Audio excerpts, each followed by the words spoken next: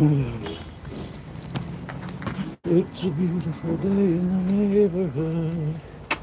A beautiful day in the neighborhood. Would you be mine? Could you be mine?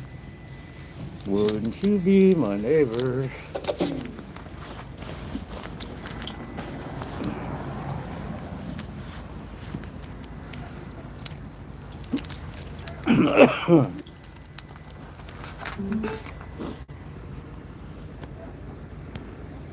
Okay. Hey, Misfit. Good to see ya. You want to meet my sister? You got to meet my sister here. She is a trisomy 18, which means she has an extra chromosome, an extra 18th Y chromosome, much the same as somebody with Down syndrome has an extra, I believe it's 12. Are they trisomy 12? Hey, Mom, Down syndrome people, they have trisomy 12, right? No, 21. 21? Okay, I'm sorry. 21. And my sister, on the other hand, has trisomy 18. Now, most people who have this, they don't live past to sexual maturity usually. It's really rare. She's on a list, or she was on a list of trisomy 18 patients, and they took her back off for privacy reasons, but suffice to say, there's no one on that list that lived past age 12. We have seen a news article about one other, Molly is now 48 almost, and we did see a newspaper article about another female who, like Molly, is a trisomy patient and had lived to be about 44. That's the only other person that we know of who's lived past about age 12. And it seems to be that possibly when we got the genetic results back, that Molly is a mosaic, which means that could be why she has managed to survive. As you can see, she's got a fairly severe I gotta help with the cart here, curvature of the spine, and they kept on putting these damn steel rods in her spine, intending to help her to grow up more straight backed. But the thing is, the damn things kept on popping out of her skin while she was just moving around playing. Do you want to get it, or you want me to get it? Okay. The things kept popping out of her spine, these metal rods, and they were basically just experimenting on her. And my mother had the wherewithal, thank goodness, unlike my father. My mother had the wherewithal to say, no more of this. You're just experimenting on her. They said, no, she'll die. You're killing her.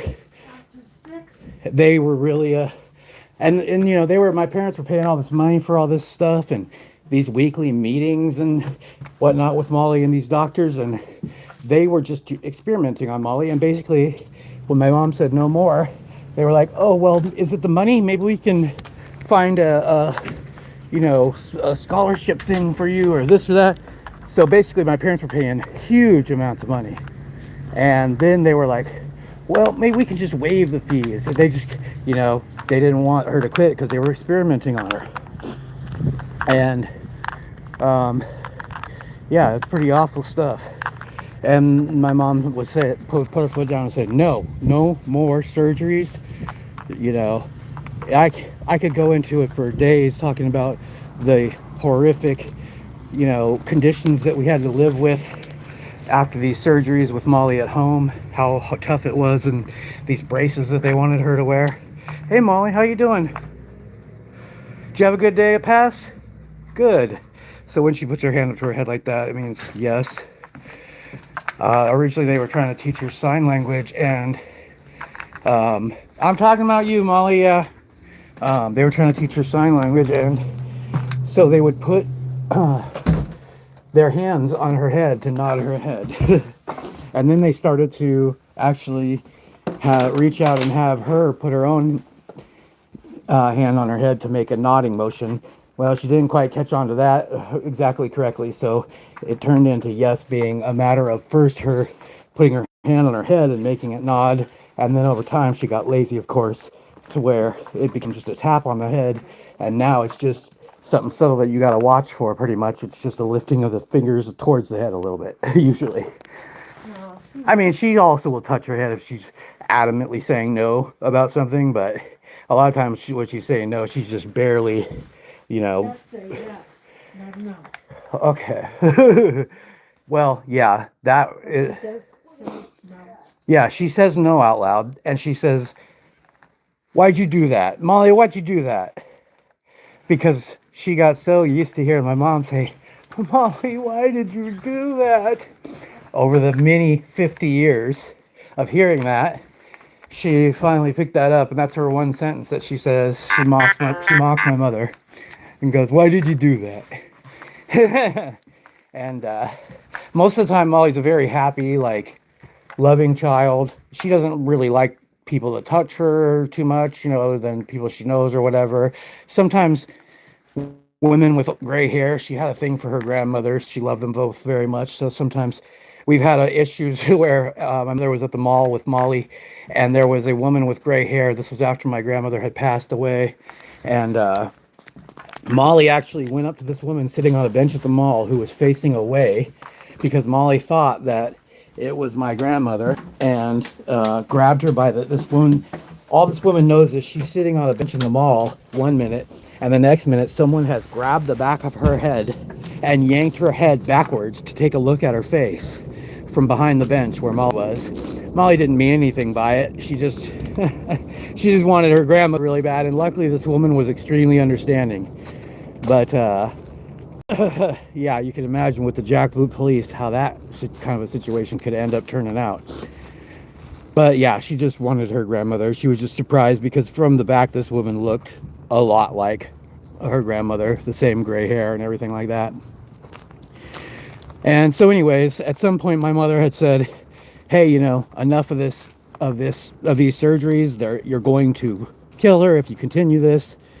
And they were saying, "No, you will if you don't continue these," and blah blah blah, and you're giving her a death sentence and blah blah blah. And my mom was like, "Well, better than that than living a life that's just filled with constant misery." My sister Molly's trying to climb out of the car. She learned like what the general route to the hospitals all look like, and so what she knew when we were going towards the hospital, and she would just be freaking out and trying to climb out of the car.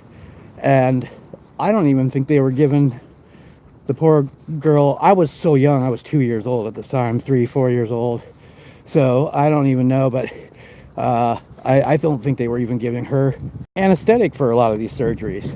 I'm pretty sure they didn't. And Molly doesn't like to take any kind of medicine. You gotta hide that stuff so well if you want to try to give her any meds or anything. She goes through her food. Even to this day, like when no one's tried to slip to get her food in a long, long time, she'll still go through it and check. My mother was giving her Prozac when she went through menopause. My mother was giving her Prozac because she was doing self-harm to herself. Digging the bridge of her nose out to where it was just an awful, gruesome sight. Messing with her ear and doing all kinds of stuff. Pulling her hair out. She'd pulled out most of her hair. Just over time, not all at once, but and so my mom started to give her Prozac, which helped big time. But at one point it seemed like Molly was kind of slipping or whatever back into her psychotic behaviors, and my mom ended up looking in one of the houseplants there in the kitchen. I don't know if Prozac is good for houseplants or not, but this one had a ton of them. Molly had been noticing that my mother would actually take these pieces of bread and cut a little slice in them to make a little pocket and slip the pills in there. And then gob it up with butter or cream cheese or whatever she could to try to hide these little tiny pills. And but no, Molly had figured this out, and she was not only removing these pills from the food, she was surreptitiously doing it. She was hiding it, and So my mom had no idea until she looked at this plant, and there was just all this Prozac in there. Now another thing Molly has is a odd obsession with plastic wrappings. Anything that crinkles in plastic, a chips bag, it's just almost too much stimulation for her. And she doesn't like to have just plastic wrapped around food in the fridge. We keep the refrigerator locked, or she will get in there and dump out all the cheeses, everything that's in a plastic wrap, and then just throw that. She'll dump the food wherever, and then throw the wrappers in the actual garbage can after she sucks on them for a little bit or whatever. Yeah, we used to let her chew on plastic because it was just her thing, and you couldn't really deny it to her. And when you got somebody who's doesn't have a lot of things in life, sometimes you make what seem later like maybe not such wise concessions to them. But anyways, there was a couple times where she ended up swallowing some chunks of like plastic bag or whatever, so we had to stop that because that could be bad. It didn't turn out bad, but it could be bad. Anyways, one of the big problems coming up here now is my mother is getting too old to take care of Molly, which is what I'm doing here, helping out with that and my mother, and getting myself a place to live. Although I had gotten off the streets and was in a place before I ended up coming here to my mom, so I didn't technically have to move in here, but yeah. And there's been some tension, a lot of tension about it all. I had to give up basically my income as well when I moved in there, because I was just kind of a street hustler of a number of different ways, and I just can't have people like that coming around the house. And so, but I used to do pretty darn well, I think. I'm good at it. I'm good at being a hustler. And anyway, so yeah, it's caused some issues on various levels, but I'm glad to actually be here spending. My mother at least doesn't think that she has a lot of time left. She's always saying that, and she has days where she's much worse off than you saw her today. Much worse. And I worry sometimes because she talks about some things like going off in the woods or whatever. But yeah. So I don't know. I mean, I guess I believe that a person has a right to do what they feel they need to do in life, and that includes that if things get too miserable, that you be allowed to leave to end it. I mean, I'm sorry, but I think I don't think that it shouldn't be just so easy, like everybody who mentions it, you just handed them a load of whatever. But, but you don't want to put up roadblocks either, because that just causes a whole lot of grave injustice. And yeah, if you put those roadblocks up, you may or may not save a few people who, for the most part, didn't want to be saved anyways. But, so much tyranny. In order to save those few people, you've got to hurt so many others by putting up roadblocks for something like that. Yeah. Anyways, so that's one of the big things, because they didn't think that my sister was going to live anywhere near this many years, so we didn't think it was going to be an issue. Now my mom's getting old, I'm sick, so to the point where I actually personally would be happy to take care of Molly and stay there in that house and hire somebody. Molly has a chunk of money coming to her. I would use that to hire, which is probably just going to get taken by the state anyways if she goes into the care of the state. So it's probably just a big waste, but whatever. I would take that money and I'd use that to hire myself some help to take care of her and keep her in the home that she's always known and loved. You can't really trust these people wherever she goes. That's the problem. Is I would like to move to Montana, but sometimes I think, man, I can't, because my dad, he's here. He's a multi-millionaire, but he's a deadbeat, toxic piece of crap. Like, he calls like once a year and says, can I take Molly to do this or that? It's something necessary and something that's, yes, it's good to have help to get it done, but it's just on his terms. He doesn't ask what needs doing. He doesn't You know, he doesn't care. He wants to. He's trying to just make it so that he can feel, you know, as good about himself as possible, like he's an involved parent or whatever. And really, he's just not. You know, but that's just the way that he convinces himself of his good parentage. And you know, he has enough money that he could, no problem, he wouldn't even have to deal with her if he didn't want to. He could just, they have a big old giant mansion, and you know, many millions of dollars. They could totally hire somebody to come in and be, or multiple people to come in and be Molly's permanent care providers, or helper care providers. If he so chose and wanted to, he could easily. And it wouldn't, this is the thing, is you can't take money away from the woman, the children of the woman that he married. That's just all there is to it. And I'm not going to get into all that right now. I was just reminded of it because I just walked by a piece of real estate that belonged to them a few minutes ago here. That big ass, you can probably see it back there. Right before the bar, there's a big housing thing back there. That was a single house with a gigantic yard that took up the whole center. These blocks are huge because there's a cemetery over there that makes it kind of an odd layout for the streets. And so we end up with these huge blocks that go, they literally stretch without any turns, any north-south turns on them. They literally stretch east to west for like 10 or 12 normal city blocks or whatever. And anyways, that yard was in the center of those, with the house kind of on the short end. So I was just reminded of that. And then also, this is on this house on the corner here is my sister, my stepsister, who is my same age, which they bought for her, and she burned it down. And then they bought it, they had to rebuild it for her. The insurance company said, no, we're not covering that because we didn't know that, we thought this was your place, blah, blah, blah. So they had to rebuild it. Anyways, so he doesn't want to take care of my sister at all, though. So that's just the reality, and I should just leave it at that. So there's nobody really but me. If I want to move to Montana or whatever, to kind of park outside of whatever care facility my sister ends up in, and keep an eye on the people. I mean, she can't talk. She can't tell people if somebody's doing something to her. She's so particular and finicky about things, and she's basically been, you know, for better or worse, we've accommodated her, and we do things the way that make her comfortable.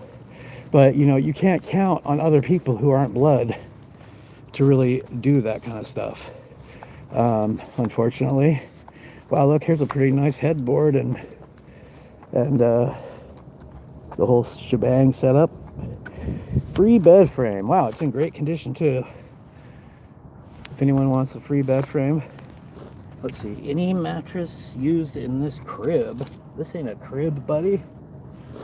Interesting. This is not very old either.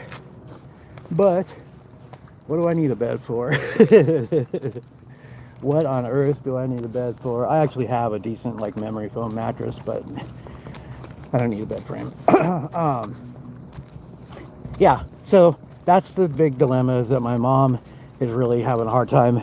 She's stressing out because she's going to be gone and Molly's still alive, and that's a problem for all the reasons I just stated, and all the obvious reasons with all the abuse. Again, it takes so much infinite amount of patience. If you're not a patient person, you cannot deal with someone like this. And even as somebody who is exceptionally patient, and I've learned to be this way since I was 2 years old and my sister was born this way, even as somebody like that, it sometimes gets really frustrating to where you just don't know what to do. Like, I don't ever have the urge to just punch her or anything, but you know, you sit there and start going, what can I do? What can I do? This person's trying to ram their own head into a sharp corner, and I'm not legally allowed to restrain them, or whatever. You know, there's all kinds of complicated stuff that's happened, and Molly does stuff like that sometimes. We don't know exactly why.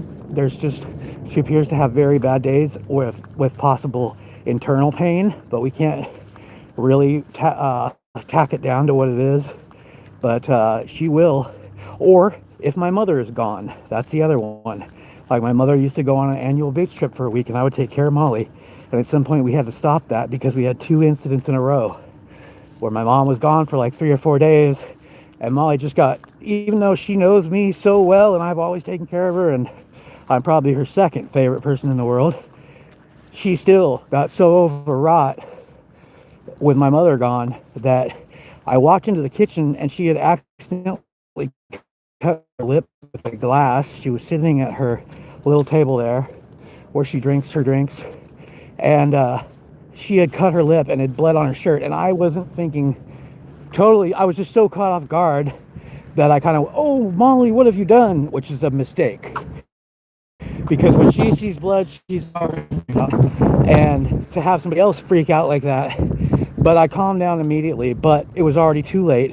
I don't know if she'd done it before or after, but she was using the broken pieces on the ground. She was rubbing her feet on them, just on the broken glass.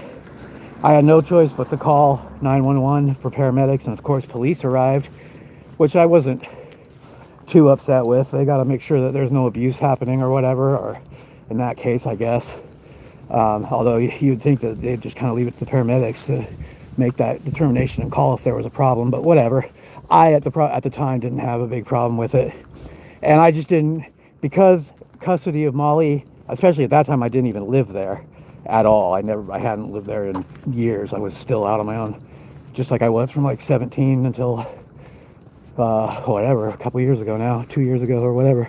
So anyways, I didn't even live there, and custody of Molly is my mother's, not mine, and I didn't want to, even if I had known a lot more about my rights and the cops and whatnot, I still wouldn't have wanted to, kind of act out of my place and make any risk upon that custody by trying to butt heads with pigs. If you get in the mud with pigs, you're gonna lose, and that wasn't my battle to lose, so I wasn't gonna. But that was also before I knew a whole lot more about my rights and whatnot as I do now. Anyways, I'm sure I wasn't filming.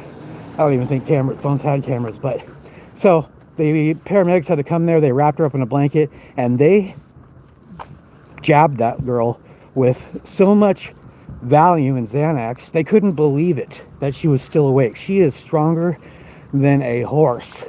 Or, they said they gave enough to put down a horse. And she was not going to sleep. She wasn't freaking out really badly. The paramedic who showed up was literally one of the nicest guys, coolest guys. If I wasn't straight, I'd be going after. He was just a sweetheart, and and he did so well with her. I was just so impressed, and he talked to her and kept her calm.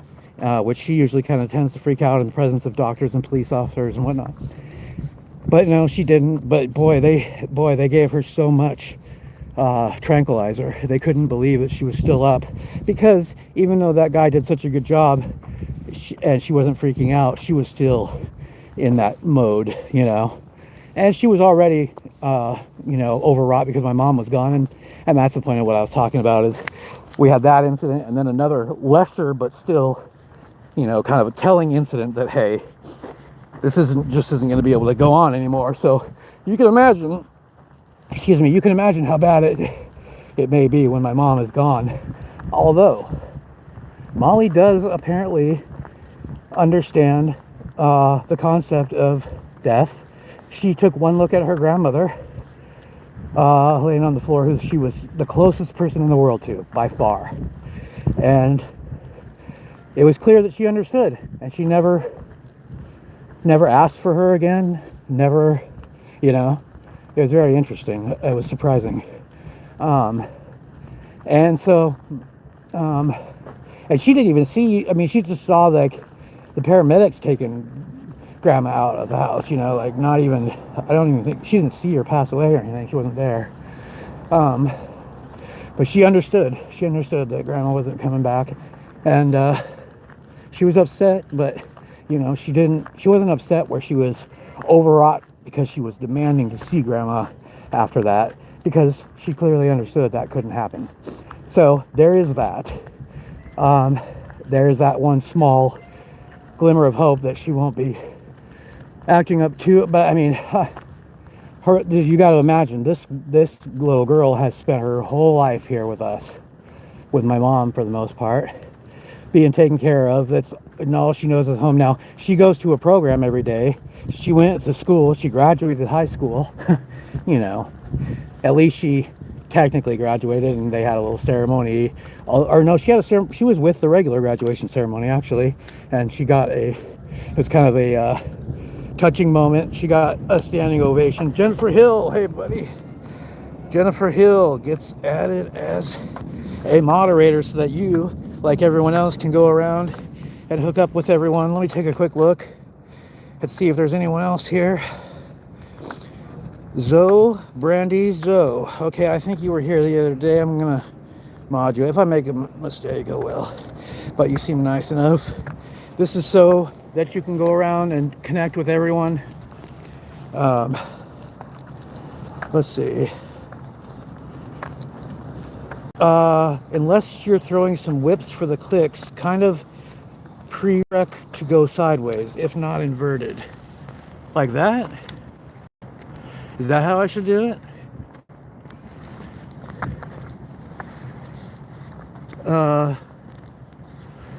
Sorry I was late, coach. I was on Jennifer Hill.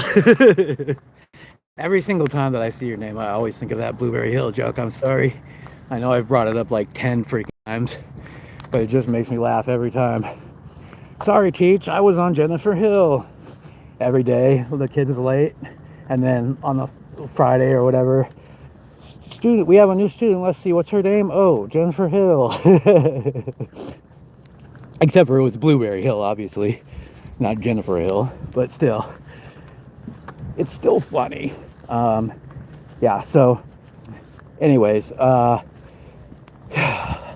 is one, you know, the fact that she will recognize that my mother is gone, that's just one small hope. But yeah, like I was saying, she spent her whole life with us.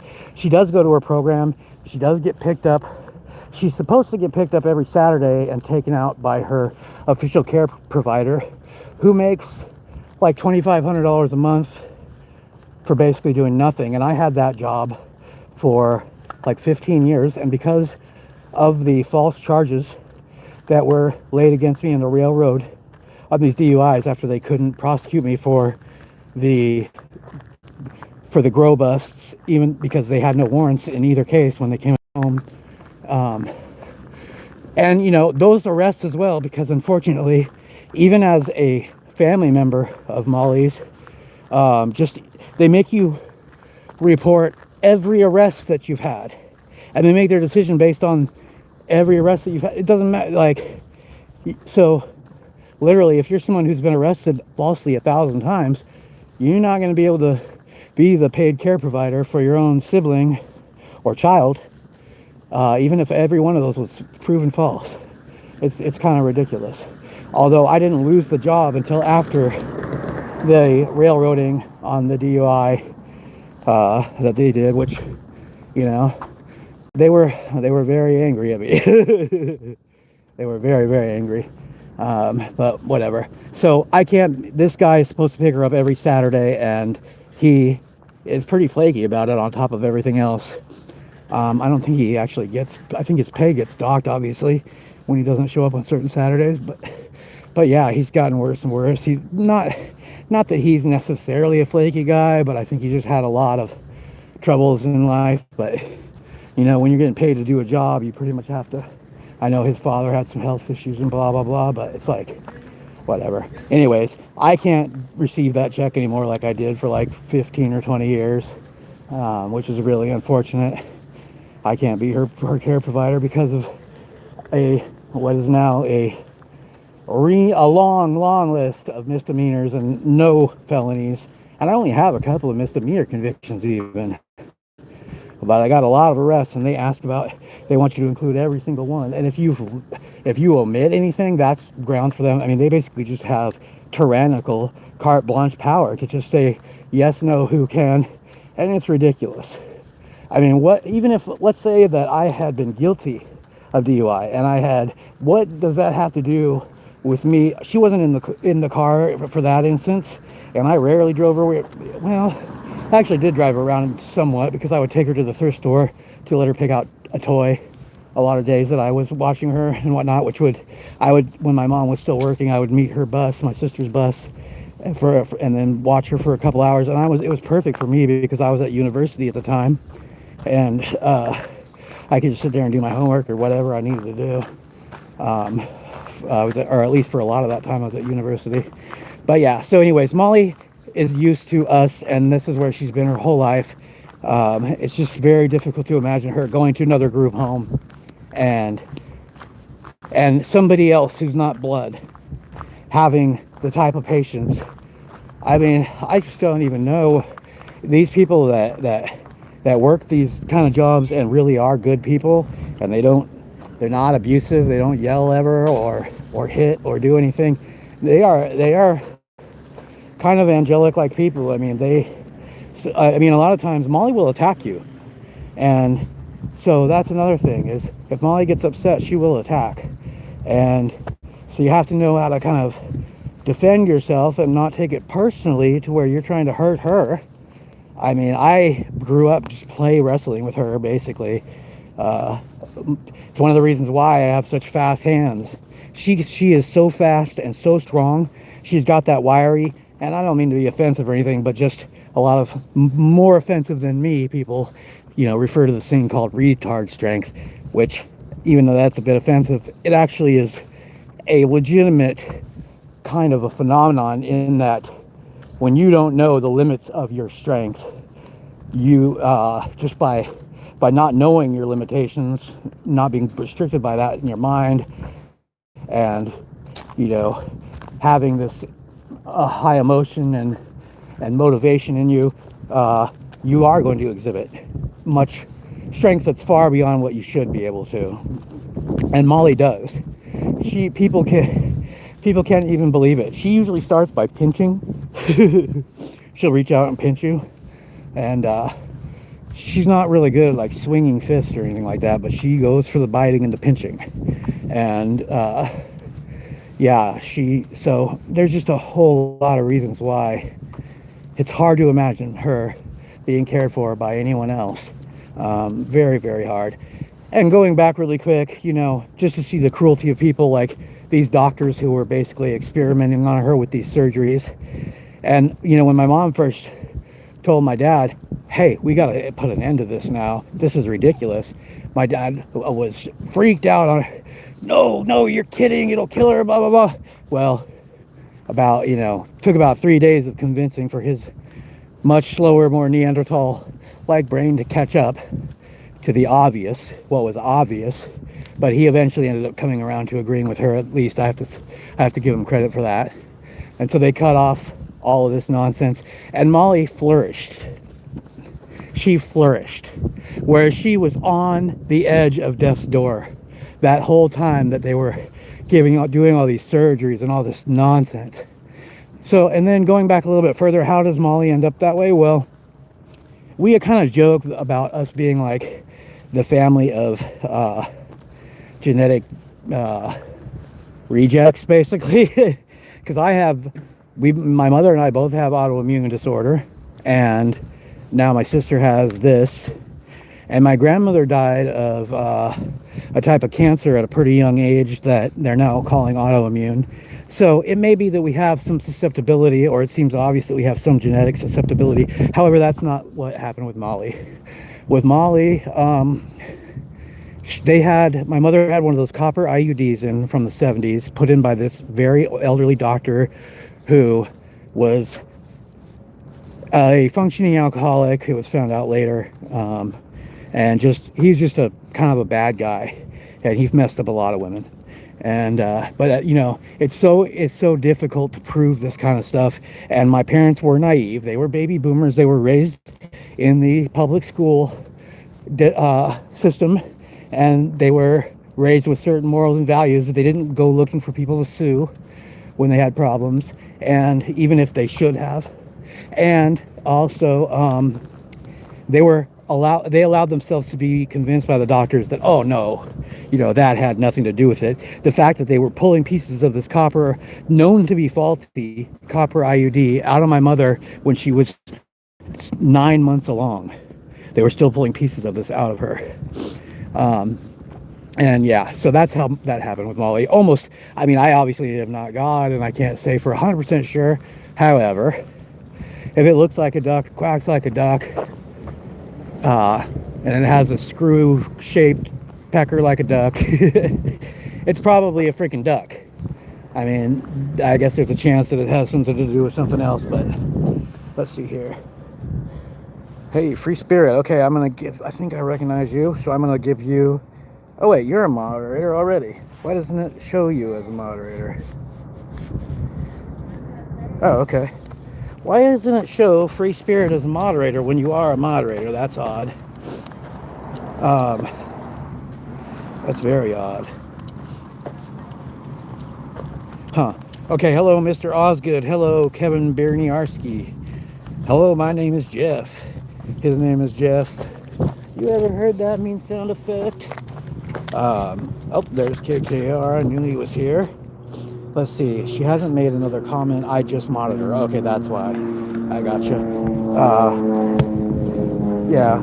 If you guys want to kiss KKR's butt as much as possible, he has the power on this channel to mod people and also to not. If you don't kiss his butt, he'll block you. Just kidding. Yeah. He's up there with the six guns of the mod world, known to be ruthless and quick on the draw. But I don't think he would mess with any of you guys because we're all friends here. Because he's a good guy like that. Most of the people here are, everybody except for Kevin Berniarski. He's kind of a no, love Kevin Berniarski. Wassa loves y'all. Let's see. I don't see anybody here that I don't love. Honestly, I don't really know you, Free Spirit, just yet, but I'm sure I'll love you when I do. Juggle Ass, it's good to see you. Trying to think if there's any more really pertinent information about my sister. If anyone has any questions, thank you, Kurt. You should see her rage face. Molly, I only mention that because Molly and her have the same exact, like when the rage comes over them, it's like a transformation like you've never seen in the face, and they're both identical with it. It's just sometimes like I'm scared and I want to run, but I have to laugh because I noticed this this identical. But yeah, that's a dangerous thing to do, to laugh at that moment. How old is your sister? She's 47 or 48. She's 48 as of or no, she will March, April, May. Yes, she's 48 now. Yep.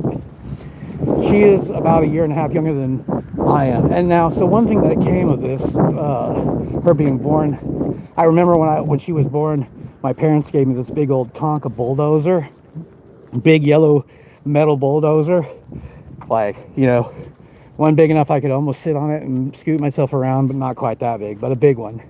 And I love that thing so much. And they told me that my sister had brought it with her.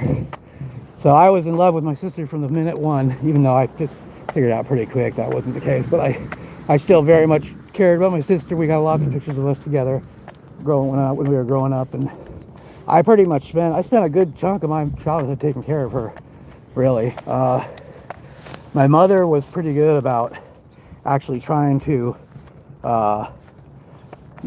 give me an allowance that reflected the amount that I actually helped out around the house with Molly and whatnot. My dad, he was very chintzy and all just saving for his retirement, so he did nothing of the sort. he used about every penny that came into my hands, but yeah, I didn't mind because I had fun taking care of her. We played a lot, and I still got plenty of my own time. In fact, as I was just saying, one of the results of her being born that way is my parents kind of took me aside when I was about 4, and they were like, look, the way that this is forming out with your sister, she's taking so much time, and we feel bad that we're not able to give you the amount of attention that you probably deserve.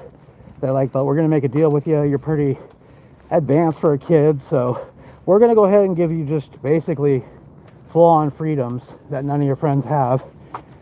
And they said, but, you know, just understand, we're not going to tell you have to come in when the street lights come on. We're not going to do this, do that. In fact, they started dumping me off at a swamp where my grandparents lived on the edge of it when I was about 8 with a 22 Winchester my grandmother's grandmother gave her when she was about 8. And she gave it to me. I had that and my fishing pole and my crawfish net and my crawfish trap. And I should have said crawfish / frog / butterfly net, whatever. And I was out in the swamp most summers, at least up until I was 13, which that year I went out there and I barely crawled back in alive. That was the first year that I had these terrible allergies. My eyes were swollen shut, my breathing passage was shut, and yeah, that was. There had been more medical knowledge at the time.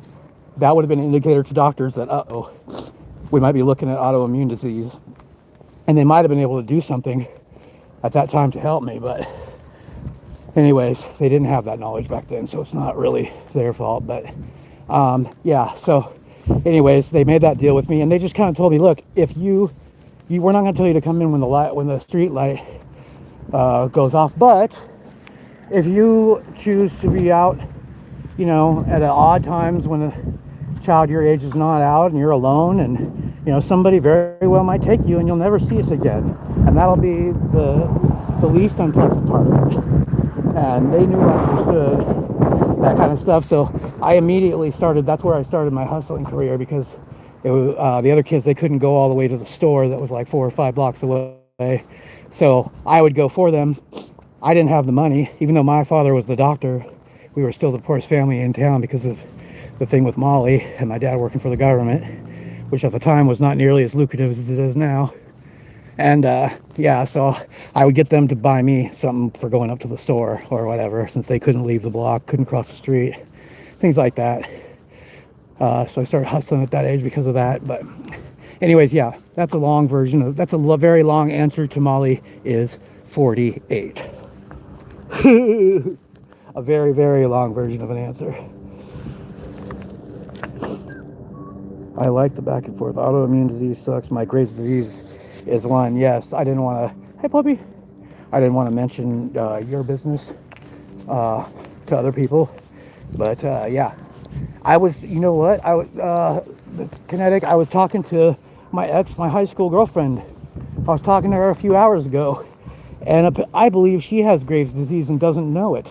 She has really bad ADHD, and a lot of the symptoms she was describing. I gotta put you guys in touch, or I gotta talk to her more and ask her some more questions. But I think she has Graves' disease and doesn't know it.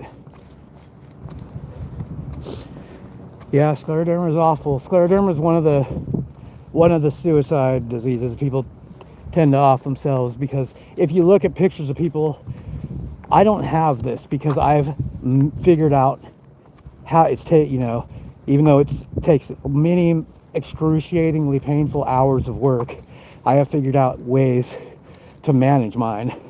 But if you look at photographs of people with scleroderma, they've got that tight skin, like almost plastic-like skin, or watch videos of it. There's one video of a woman, she's kind of in the fetal position almost, and they sit her down and they try to straighten her out, and all she does is rock forward, which that story is a little bit uplifting because she had a procedure that helped her out massively. But what that procedure is they basically kill off your immune system with chemotherapy, and then you live in a bubble for a couple of years while you rebuild. Well, then, I'm sorry, they kill off your immune system with chemotherapy, but first they take a little sample of it, and what they hope is a genetically pure sample, and they kind of culture that, and then they reintroduce it in your body, and you spend a couple of years in a bubble recovering while your bone marrow grows back.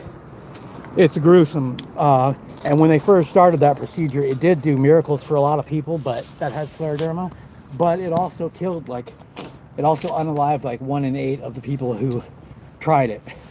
So, and they couldn't figure out, they've now figured out what the reason is that these people were passing on from that. Hey Zed, I remember you, buddy. How you been? I ain't seen you in a while there, Zed. I thought Zed is dead. No, I'm just kidding. Let's see. I'm adding you as a moderator so you can go around and hook up with everybody else that's here. Zed does some very cool art that's very similar to art that I do. Very good stuff. In fact, I need to get over there again and check out your channel again. It's been a while. I gotta admit, I kind of forgot about you. I ain't seen you around there, buddy. Anywhere. I know at one point you had a little bit of an issue with a couple people that, so I don't know if that's why you haven't been around or what, but anyways, whatever the case, it's good to see you again. I'm not trying to drag you in any drama out here, so I'm sorry I even mentioned that, but I just haven't seen you for a while. And yeah, everybody had met my sister a little bit ago, and I was just talking about that, and also autoimmune. I'm getting ready to end this stream here, wrap things up. I'm just looking through at who's here, and getting ready to making sure there's nobody that needs to be modded, and no questions that need to be answered. Boy, I apologize to everybody who was here yesterday. Oh, you were in jail? Okay. Well, that's not good at all, but I do see that that's why that makes a lot of sense why I wouldn't have seen you, I guess. Thank you, Jeff. Yeah. Oh boy, I just lost my train of thought. That doesn't happen too often. Anyways, so yeah, I'm gonna probably bring an end to this here soon. Oh, I was apologizing for yesterday. I just got sick and I couldn't think straight, and I was about to pass out, like out there on the trail. I mean, I kind of underplayed it, how bad I was feeling. It just came over me. And so anyways, I apologize to everybody who was there yesterday and listening to me babble and ramble. I don't even usually use notes, but I could not remember hardly anything. If you notice, once in a while I'll lose track of where I was going in what I was talking about, but I'll usually remember within about 5 seconds. But no, I couldn't keep track of anything, and I was honestly getting to where I thought I might pass out right there on the trail. So I apologize. That was a bummer, a real bummer. It happens some days. Hey, John P. I'm still working on your song, buddy. Yeah, I want it to be really good. I only like to really put up my best stuff. I've got so many songs that no one's ever even heard that a lot of them are pretty darn good, I think, but they're just not. I just only put up my best stuff, basically. Jennifer Hill is still here. All right, well, I want to thank everybody who has been here today. Oh, you know John P. Jennifer Hill, that's cool. Jennifer gets around. John P. gets around. I just realized as I said that, Jennifer, that sounded bad for a woman. You don't want to say that about a woman, so I didn't mean it like that. All right. Yeah, so everyone, thank you, John. I appreciate that. Everybody, I think, is probably hooked up at this point. Kinetic, awesome. Free Spirit 81. I need to go to Free Spirit 81. I need to go to your channel. I guess I'll have to. Hey, if you can leave a comment under one of my this live or the highlight to this live or something, so I can follow it to your channel. There, Free Spirit, because I don't think am I already subscribed to you? I'm not sure, but it's all right. Everybody, thank you for sticking with me. I really appreciate it. It's good to even have one person who listens, let alone, between 5 and 10 oscillating. Yeah, good to see you too, Zed. I'll be back over to check out some of your art and whatnot. I'm sorry you were in jail, the dungeon. That's a horrible place, and I doubt you deserve to be there. I don't know, but I doubt you did. Most people who are in there don't deserve it. So anyways, I'm sorry for that. And everyone, have a great night, and we will be meeting up again, I'm sure, very soon. Peace. Thanks, Jeff. I appreciate you, buddy.